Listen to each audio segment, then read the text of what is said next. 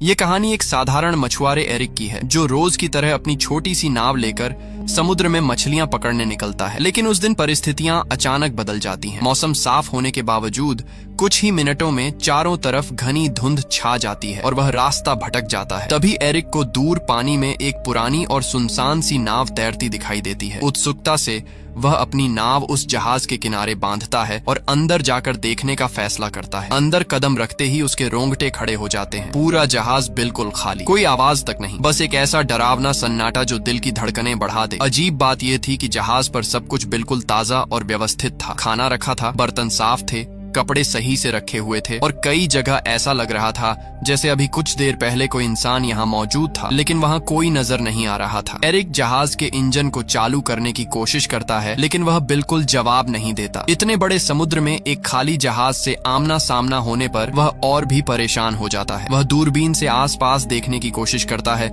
शायद कोई दूसरी नाव या मदद का संकेत मिल जाए, लेकिन धुंध इतनी घनी होती है कि कुछ भी दिखाई नहीं देता। आखिरकार वह कंट्रोल रूम में जाता है और रेडियो से मदद मांगने की कोशिश करता है। वह संदेश देता है कि यह जहाज समुद्र में फंसा है और किसी को उसकी आवाज सुनाई दे तो तुरंत जवाब दे। रेडियो पर मैसेज भेजने के बाद एरिक अपने जहाज की ओर लौटने के लिए डेक पर आता है, लेकिन जैसे ही नीचे देखता है उसका चेहरा सफेद पड़ जाता है। उसकी अपनी छोटी नाव वहाँ होती ही नहीं है, जबकि उसने उसे मजबूती से बांधा था। इतना ही नहीं, कुछ ही क्षण पहले तक फैला घना धुंध भी अचानक गायब हो चुका था और आसमान बिल्कुल साफ हो गया था। समय दोपहर का हो चुका था। उसे समझ नहीं आता कि यह सब कैसे और कब हुआ। अब उसके पास कोई दूसरा रास्ता नहीं था। वह वापस उसी रहस्यमयी जहाज में लौट जाता है और नक्शों के सहारे समझने की कोशिश करता है कि वह आखिर कहाँ पहुँच गया है। उसे जल्द ही एहसास होता है कि इंजन ठीक किए बिना यहाँ से निकलना असंभव है। वह पूरे जहाज में औजार ढूंढता है और घंटों की मेहनत के बाद इंजन को ठीक कर देता है। उसके लिए ये सबसे राहत भरा पल होता है, लेकिन समस्या अभी खत्म नहीं होती। वह फिर से रेडियो पर संपर्क करने की कोशिश करता है, लेकिन एक बार फिर कोई उत्तर नहीं मिलता। थका हुआ एरिक ऊपर की तरफ आता है और उसे अचानक पेशाब जाने की जरूरत महसूस होती है। आसपास कोई नहीं दिखता तो वह सोचता है कि जहाज के किनारे जाकर ही निपट लेता है, लेकिन जैसे ही वह किनारे पर खड़ा होता है अचानक कोई उसे जोर से धक्का दे देता है। वह सीधे समुद्र में गिर जाता है। तेज धार और हवा के दबाव में वह वापस ऊपर आने की कोशिश करता है, लेकिन बहुत मुश्किल से जहाज से लटकती रील को पकड़कर खुद को डूबने से बचा लेता है। हिम्मत करके वह धीरे धीरे खींचते हुए दोबारा जहाज पर चढ़ता है। अभी वह पूरी तरह संभला भी नहीं था कि दोबारा नीचे टॉयलेट जाने उतरता है। तभी अचानक कोई जोर से दरवाजा बंद कर देता है। शुरुआत में उसे लगा कि हवा से ऐसा हुआ होगा, लेकिन जब वह बाहर निकलने की कोशिश करता है तो ताला अंदर से बंद मिलता है। यह देखकर उसकी सांसें अटक जाती हैं। वह ताला खोलने की हर कोशिश करता है, यहाँ तक कि जेब से एक सिक्का निकालकर भी खोलने की कोशिश करता है, लेकिन कुछ काम नहीं आता। अब उसे यकीन हो जाता है कि इस जहाज पर वह अकेला नहीं है। कोई है जो दिखाई नहीं देता, लेकिन हर पल उसके आसपास घूम रहा है। किसी अनजान ताकत का उसे परेशान करने का इरादा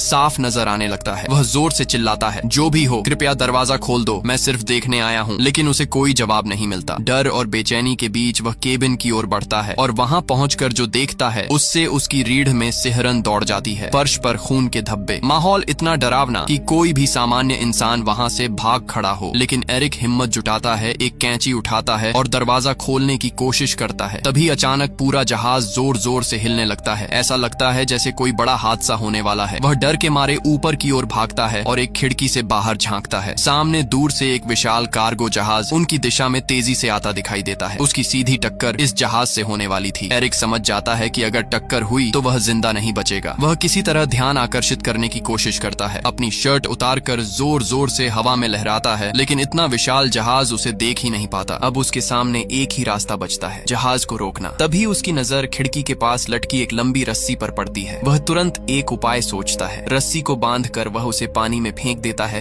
ताकि जहाज की गति रुक जाए, लेकिन उल्टा मुसीबत और बढ़ जाती है। रस्सी इंजन के ब्लेड में फंसकर अंदर की ओर खींच जाती है और उसका फंदा सीधा एरिक के गले में लिपट जाता है। जोर की खींच से उसकी सांसें रुकने लगती हैं। हालांकि आखिरी पल में वह एक औजार से रस्सी काटकर खुद को किसी तरह बचा लेता है। रस्सी से गला जकड़ जाने की घटना के बाद एरिक की गर्दन पूरी तरह लाल पड़ चुकी थी। उसका दम घुट चुका था और वह लगभग मर ही गया था, लेकिन आखिरी क्षण में उसने अपनी बची हुई ताकत जुटाकर खुद को उससे छुड़ा लिया। इंजन में रस्सी फंस जाने से नाव की रफ्तार अचानक धीमी हो गई, पर यह राहत बस कुछ ही पलों की थी, क्योंकि सामने से आते विशाल कार्गो जहाज ने बिल्कुल भी रुकने के संकेत नहीं दिखाए। कुछ ही सेकंड में उस भारी जहाज ने उसकी नाव को जोरदार टक्कर मारी। ये टक्कर इतनी भयानक थी कि पूरा छोटा जहाज हिल उठा और एरिक फर्श पर जा गिरा। उसके सिर में गहरी चोट लगी और तुरंत बेहोशी छा गई। जब कुछ देर बाद उसे होश आया तो उसने खुद को फिर उसी बाथरूम में पाया जहां अब पानी लगभग उसकी गर्दन तक भर चुका था। लेकिन जो बात उसे सबसे ज्यादा भयभीत करती थी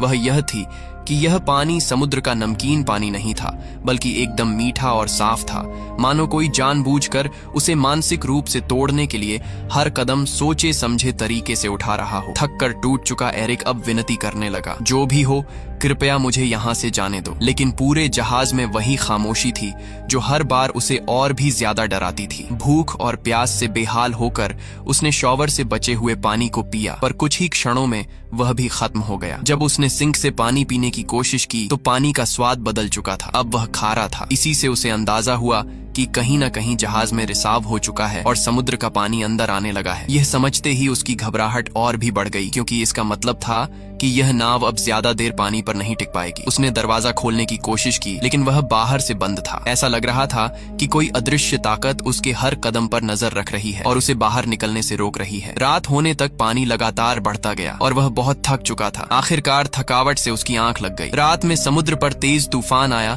जिसने जहाज को भीतर तक हिला दिया और एरिक को कई नई चोटें लगीं। सुबह जब उसकी आंख खुली तो पानी उसके चेहरे तक आ चुका था। मात्र कुछ ही इंच और वह डूब जाता। तभी अचानक उसे किसी ताले के खुलने जैसी एक धीमी सी क्लिक सुनाई दी। उसने जैसे तैसे हैंडल घुमाया और उस पल पानी का दबाव इतना भयानक था कि दरवाजा पूरी तरह टूटकर नीचे गिर पड़ा। इसी तेज बहाव ने उसे बाहर निकलने का मौका दिया और वह किसी तरह जहाज की छत तक पहुंच गया ताकि ताजी हवा में सांस ले सके। अब उसे पूरा यकीन हो चुका था कि यह जहाज सामान्य नहीं था। कोई अदृश्य दुष्ट शक्ति इस जहाज को नियंत्रित कर रही थी और किसी कारणवश वह उसे छोड़ना ही नहीं चाहती थी। शारीरिक और मानसिक दोनों रूप से वह टूट चुका था। नीचे की ओर पानी लगातार बढ़ रहा था और जहाज कभी भी डूब सकता था। इसी भय के बीच उसे एक तरीका सूझा। उसने जहाज में पड़े एयर बैग्स और टूटा हुआ बाथरूम का दरवाजा उठाया और उनसे एक छोटा सा राफ्ट तैयार किया। फिर उसने उसे अच्छी तरह बांध कर मजबूत बनाया और जहाज से खाना पानी और औजार इकट्ठा करके राफ्ट पर रख दिए। बिना पीछे देखे वह उस जहाज को छोड़कर राफ्ट पर बैठकर समुद्र में आगे बढ़ने लगा। लेकिन कई घंटे बीत जाने के बाद भी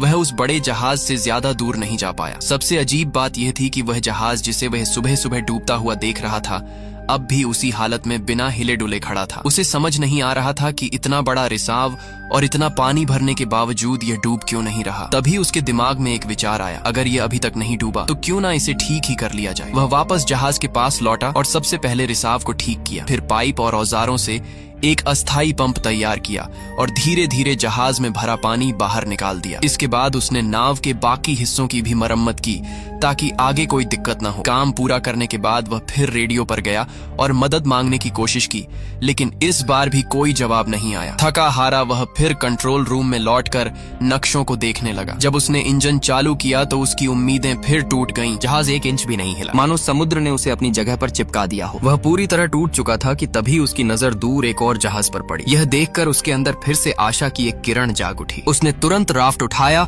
और पूरी ताकत से उस जहाज की तरफ बढ़ने लगा, लेकिन अचानक वह जहाज खतरनाक तरीके से उसकी ओर बढ़ने लगा, मानो कोई अदृश्य हाथ उसे एरिक की ओर धकेल रहा हो। एरिक ने रफ्तार बढ़ाई पर बड़ा जहाज और तेज हो गया। टकराने से ठीक पहले एरिक ने आखिरी कोशिश करते हुए राफ्ट से छलांग लगाई और समुद्र में तैरते हुए दूर जाती एक और नाव की ओर तैरने लगा। लेकिन जब तक वह वहां पहुंचा वह नाव पूरी तरह गायब हो चुकी थी। उसे अब पूरा यकीन हो गया था कि इस रहस्यमयी जहाज पर कोई बुरी शक्ति है जो उसे किसी भी हाल में यहाँ से जाने नहीं दे रही। उसने कसम खा ली कि चाहे जान चली जाए वह वापस उस जहाज पर नहीं लौटेगा। लेकिन समुद्र का पानी धीरे धीरे और ठंडा होता जा रहा था। उसका शरीर सुन्न होने लगा था। नीचे डॉल्फिन्स तैर रही थीं, लेकिन वह स्थिति इतनी खराब थी कि ज्यादा देर तक पानी में रहना असंभव था। ठंड से कांपते हुए, पूरी तरह असहाय महसूस करते हुए आखिरकार उसने मजबूरी में उसी जहाज की ओर तैर कर लौटने का फैसला किया जिससे वह बचकर निकलने की कोशिश कर रहा था। वह इतना कमजोर और बीमार हो चुका था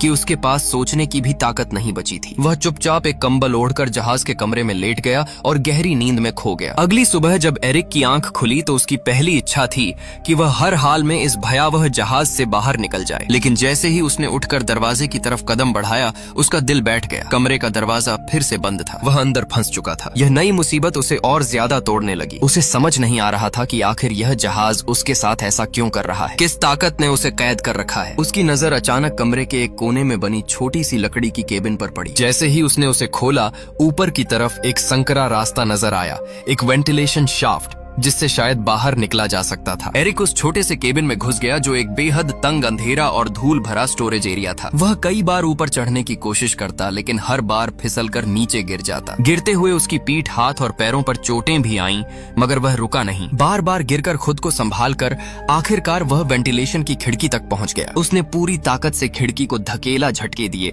पर वह जरा भी नहीं हिली। ऐसा लग रहा था जैसे किसी ने जानबूझकर उसे बाहर से कसकर बंद कर दिया हो। इसी बीच उसे एहसास हुआ कि इस बंद जगह में हवा भी कम होती जा रही है। सांस लेना मुश्किल होता जा रहा था। वापस नीचे जाने का रास्ता भी दरवाजे के बंद होने की वजह से खत्म हो चुका था। अब उसे लगने लगा कि शायद यही उसकी आखिरी जगह बन जाएगी। उसी समय फिर से वही रहस्यमयी क्लिक की आवाज गूंजी, ठीक वैसी ही आवाज जिसे वह पहले भी कई बार सुन चुका था। और उसी क्लिक के साथ वेंट की खिड़की अचानक खुद ब खुद खुल गई। एरिक ने एक पल भी बर्बाद नहीं किया और तेजी से बाहर निकल गया। बाहर की ठंडी ताजी हवा उसके फेफड़ों में भरते ही वह थोड़ी देर के लिए शांत हो गया। जब उसने ऊपर से नीचे झांक कर देखा तो उसे समझ आया कि यह जहाज खुद ब खुद एक छोटे सुनसान से द्वीप की ओर बढ़ रहा है। उसके मन में हल्की सी उम्मीद जागी, शायद यह उसका मौका था इस अभिशप्त जहाज से छूटने का। जैसे ही जहाज किनारे लगा, एरिक तुरंत नीचे उतरा। जमीन पर कदम रखते ही उसे लगा कि इस पूरे रहस्य के पीछे जरूर इसी द्वीप पर कोई छिपा हुआ है। गुस्से में उसने रास्ते से एक लकड़ी का डंडा उठाया और चारों ओर तलाश शुरू की। लेकिन कुछ ही देर में उसे एहसास हुआ कि यह द्वीप पूरी तरह बंजर है। न कोई झोपड़ी, न कोई आग के निशान,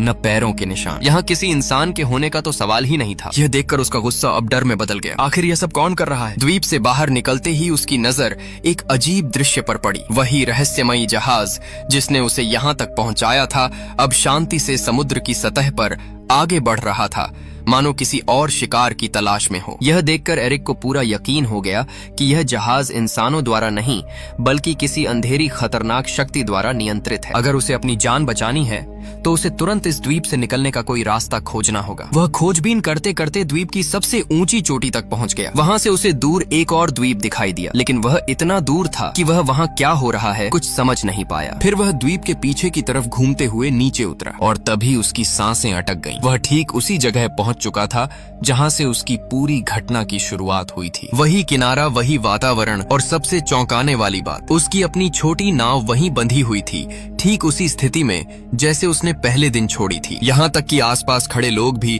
वैसे ही सामान्य तरीके से अपना काम कर रहे थे जैसे कुछ हुआ ही न हो। एरिक अवाक रह गया। उसे यकीन नहीं हुआ कि वह जो कुछ झेल कर आया, डर, जहाज का रहस्य बंद कमरे, आवाजें, मौत के खतरे और यह सुनसान द्वीप, क्या सब सच था या किसी भयानक भ्रम का हिस्सा? लेकिन उसके जख्म, उसकी थकान, उसकी सांसें और उसका अनुभव साफ साबित कर रहे थे कि यह कोई सपना नहीं था। अब सवाल यह था, उसकी नाव वहां दोबारा कैसे पहुंची और इस रहस्यमयी द्वीप का असली सच क्या है?